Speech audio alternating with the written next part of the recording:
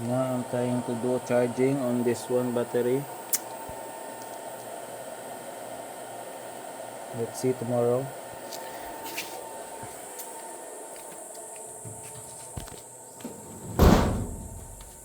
This one was the previously tested one. It's charging at 5 amperes.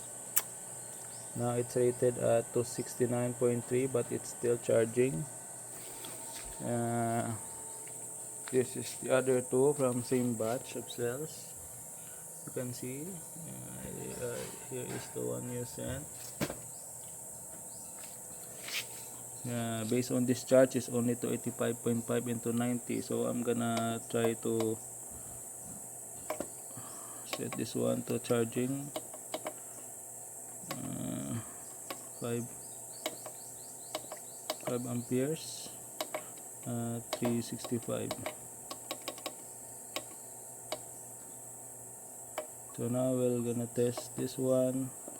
If discharging is 25 and charging is how many amperes.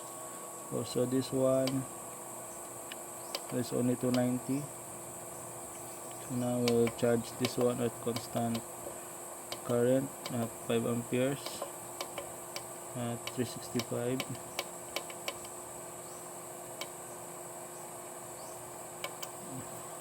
So tomorrow we'll see, but discharging is very low compared to 314